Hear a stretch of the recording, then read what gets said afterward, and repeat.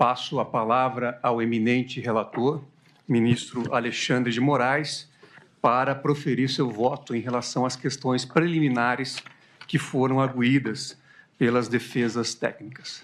Obrigado, presidente. Presidente, conforme a metodologia que nós inicialmente combinamos, para cada preliminar eu vou dar meu voto e aí aguardo o voto dos demais e prosseguimos.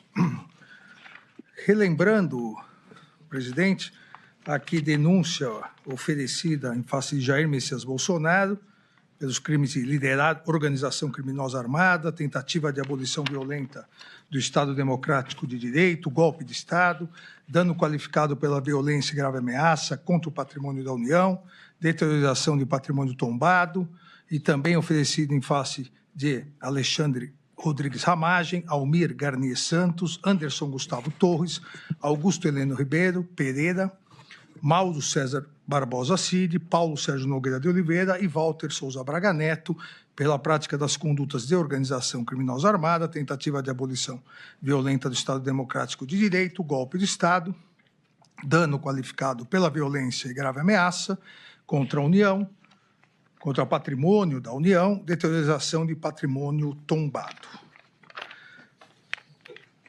As teses defensivas, presidente, como eu já havia anunciado anteriormente de forma englobada, a primeira alegada pelas defesas de Anderson Gustavo Torres, Augusto Heleno Ribeiro Pereira, Paulo Sérgio Nogueira de Oliveira, impedimento, suspeição e ausência de imparcialidade deste ministro relator, dos ministros Flávio Dino e de Vossa Excelência, presidente. Não vou gastar muito tempo com isso, uma vez que agora, recentemente, em sessão plenária do Supremo Tribunal Federal, por 9-1, o plenário do Supremo Tribunal Federal rejeitou a arguição de suspeição e impedimento em relação a mim, por 9-1 também rejeitou em relação ao ministro Flávio Dino e por 10-0 rejeitou em relação a Vossa Excelência. Então, essa matéria já preclusa por decisão do plenário, afasto a preliminar. Como vota o ministro Flávio Dino em relação a essa questão preliminar?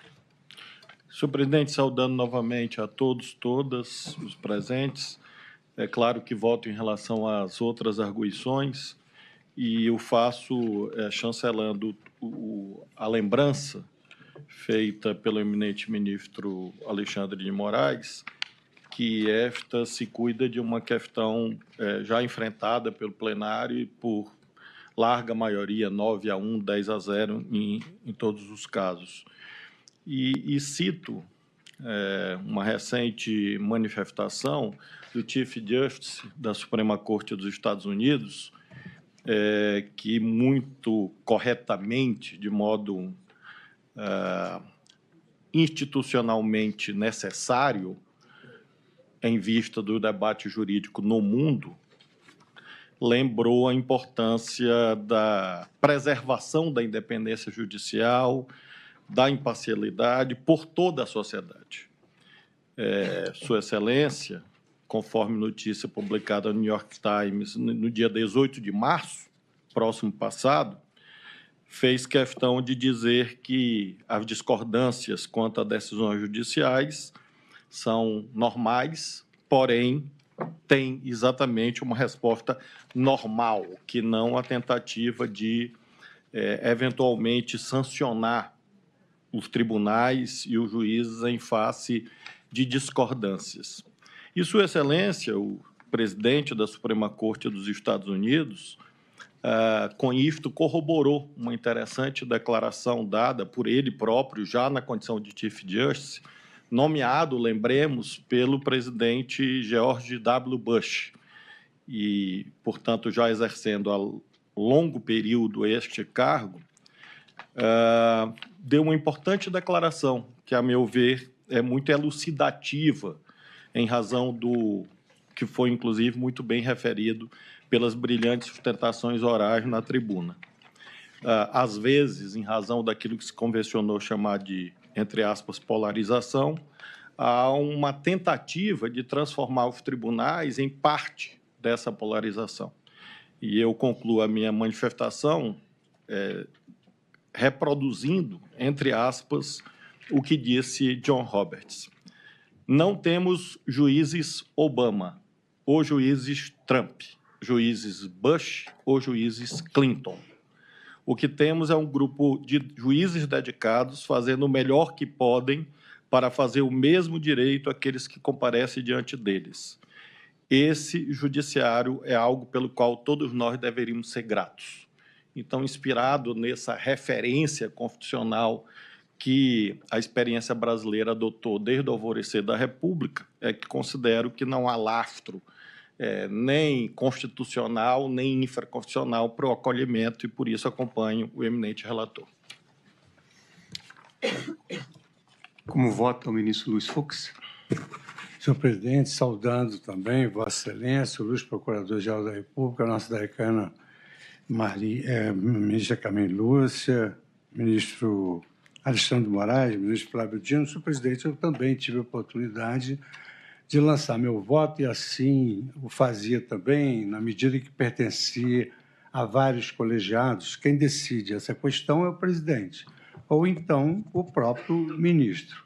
E essa questão foi decidida, o presidente entendeu que o ministro Alexandre estava no exercício da sua independência jurídica ao decidir todas essas questões, e também Sua Excelência se entendeu isento para julgar.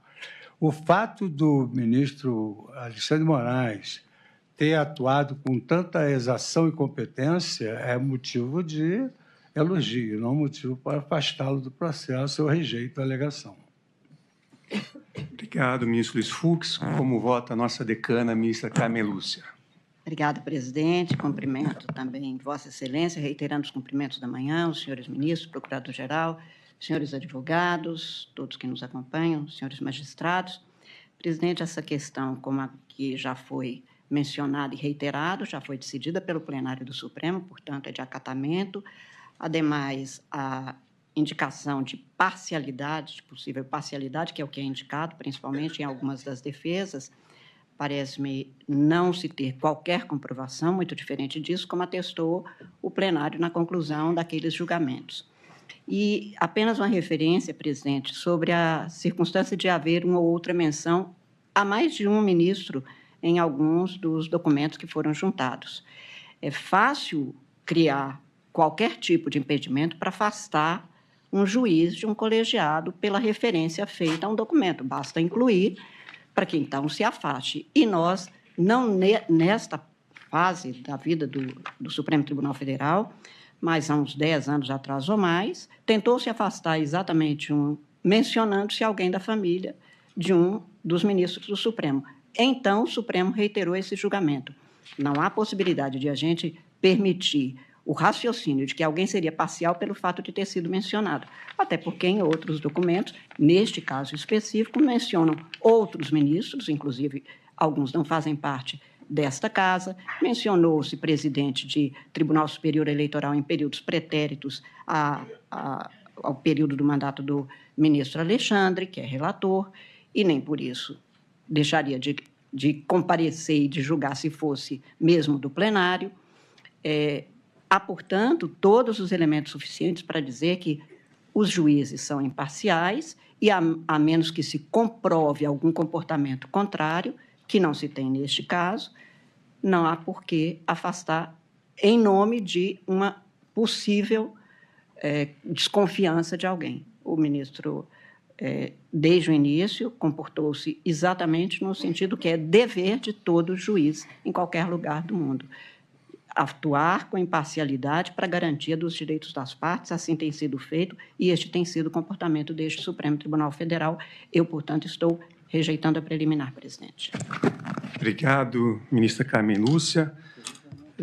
Antes de proferir meu voto, queria cumprimentar todas as sustentações orais que foram realizadas, bastante técnicas, jogaram luzes sobre questões relevantes, efetivamente.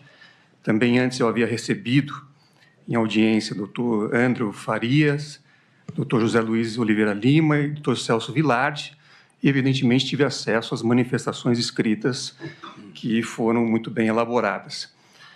Nessa questão preliminar, eu também estou acompanhando o eminente ministro relator Alexandre de Moraes, porque entendo que a questão da arguição de impedimento, suspeição, já foi analisada pelo plenário, já houve ali a oportunidade da apresentação das informações, uma primeira decisão do ministro-presidente, que tem a competência para fazer essa análise, e depois, nos recursos, a análise do plenário. Então, não identifico realmente nenhum interesse da parte do ministro Alexandre de Moraes ou alguma causa que possa configurar o seu impedimento ou a sua suspeição, assim como também não vejo nenhuma causa que possa configurar impedimento ou suspeição do eminente ministro Flávio Dino.